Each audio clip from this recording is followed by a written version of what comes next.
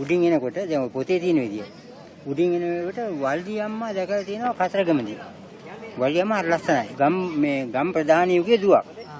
ඊට පස්සේ වල්ලි අම්මා දැකලා කන්දසාමිට ගිහිල්ලා කිව්වා මෙහෙම අහවල් තැන ඉන්නවා දැක්කා මේ හොඳ ලස්සන තරුණියක් යන් කියලා බලන්න. ඊට තේවාණි අම්මා එහෙ දාලා හිටන් වල්ලි අම්මා ගාවට ආවිලා කතා කරුවා වල්ලි අම්මා කැමති නෑ. ඊට පස්සේ ගණේශ ගණදෙයියෝ කියලා කියන්නේ. ගණේශ තමයි මල්ලි. ඔව් වල්ලි අම්මා. ඔව් කන්දසාමිගේ මල්ලි තමයි ගණේශ. කන්දසාමිගේ මල්ලි ගණේශ. ඊට පස්සේ ගණේශත් එක්ක ආවා දැන් කොහොම හරි දැන් මේක සෙට් කරලා දෙන්න කියලා උදව් කරන්න. ඔව් ඊට පස්සේ ගණේශට කිව්වා ඇත්පේසයක් මවාගෙන කොහොම හරි ඔව් මෙයා බය කරන්න කියලා. වල්ලි අම්මා මොකද කරන්නේ දැන් අර ඇත්පේසයක් මවාගෙන වල්ලි අම්මා ගාවට ගියාට පස්සේ වල්ලි අම්මා බයට මේ ගිහිල්ලා ආරක්ෂාව පැතුවේ කවුද? කන්දසාමිගේ. කන්දසාමි ඊට පස්සේ මෙයා අල්ලගෙන මේ බේරගත්තා. ඊට පස්සේ මේ ඔව් ඊට පස්සේ එතන කියන්නේ දැන් මෙයාගේ ඇත්වේසේ නැති වෙන්න නම් එයාට දීලා තිනවා කහ වතුර දිය කරලා ඒකට මතුරුලා මේ ආරක්ෂා කරපු වතුර ටිකක්. ඊට පස්සේ ඕක ඉහින්න කියලා කිව්වා මේ ගණේශට. නමුත් මෙයා අර ඇත්වේසේ තියාන අතෙන් පැන්නට පස්සේ ඒ කහ වතුරේක වැටිලා. මේක ඉහ ගන්න බැරුණා. ඊට පස්සේ ගණේශ මේ සොරේකුම හිටියා. ඔව් ඉන්නවා. ඔව්. එයා තමයි ගණදෙයියෝ. ඊට පස්සේ එයා තමයි ගණදෙයියෝ කියලා කියන්නේ. දැන් මේකට මේ උපායක් නෙදුවේ. මෙයාගේ බුද්ධියෙන් තමයි මෙතන මෙයා සෙට් උනේ. ඊට පස්සේ මෙයා බුද්ධියට අධිපති වුණා. ගණදෙයියෝ. බුද්ධියට අධිපති වුණා. අර ඉතින් ඊට පස්සේ තේවාණි අම්මා එහෙ දාලා මේ වල්ලි අම්මා ගත්තා. අරගෙන මේ දැන් ඔය දිය කපන්න එහෙම යද්දි ඉස්සෙල්ලාම යන්නේ වල්ලි අම්මාගේ කෝවිලට. දැන් කොහෙත් එහෙම තමයි කරන්නේ. වල්ලි අම්මාගේ කෝවිලට හොරේ රහසේ ගිහිල්ලා ඒක මෙයා කළා. ඊට පස්සේ යන මාගේ තේවාණි අම්මා ගා. ඔය දිය කැපින්නේ මංගල්‍යයට කරන්නේ ඒක තමයි. ඔව්. මොන ගන්නවනේ කියලා ආයුධ මොනවද නේද? කඩුවක් හරි මොකක් හරි එහෙම ගන්නවාද? කතරගම දෙවියන්ගේ භාර්යාව තමයි වල්ලි අම්මා. වල්ලි අම්මා. ඔව්. ඒතර අර ඉන්දියාවෙන් ආපු මේ තේවාණි අම්මා. දාලා තමයි ආයේ. යාගේ නම මොකද්ද?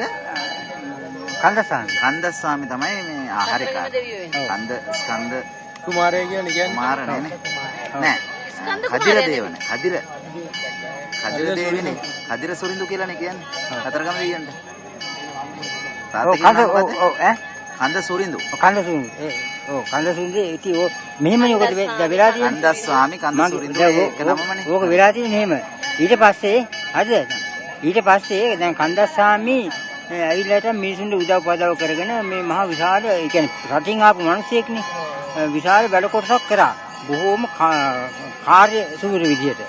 ඊට පස්සේ මිනිස්සු කියනවනේ දැන් අපි ලොකු වැඩක් කරනවා නම් අධ්‍යයකින් කරන වැඩ හතරකින් කරන වැඩ එහෙම කියනවනේ.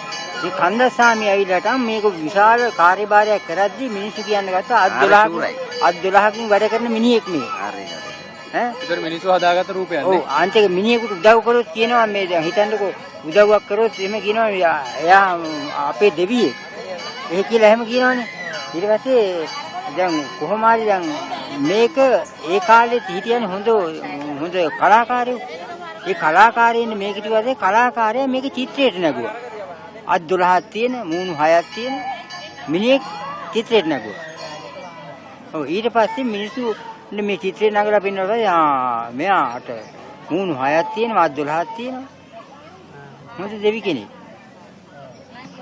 කාර්යශූරයි කියන්නේ. ඒතකොට මේ ඔව් ඒක තමයි. ඒතකොට අර ඊශ්වරයි කතරගම දෙවියෝයි මේ කට්ටියට එන වලියක් කියන්නේ ගහගන්නේ පෙරලි ගහගන්නේ. ඒ මං හිතන්නේ වල්ලි අම්මා ඒ එන ආලු කරගන්න ඊශ්වරත්වය. වල්ලි අම්මා බෙදාගෙන වෙර කේසයක්. ඔව් ඊශ්වර ඔව් ඒක එහෙම ඇති. මොකද මේ ඊශ්වරය කියලා කියන්නේ අරයාගේ ඒත් මල්ලි කෙනෙක් නේ. ඔව් ඒ ගණේෂ් වගේම මල්ලි කෙනෙක් ඊශ්වර කියලා කියන්නේ. ඔව් අනේ කද මම එහෙම අහලා තියෙන කතන්දරේ. දැන් දෙවුනේ නෑ ඊශ්වර කියලා කියන්නේ ලංකාවේ හිටපු කෙනෙක්. ලංකාවේ හිටපු එක්කෙනෙක් ඊශ්වර නේ. ඔව්. කොමාර බෙදාගෙන බැලුව ගහ ගන්න. ගහගෙන අර දෙන්නම එන්නේ ඉන්දියාවෙන්නේ.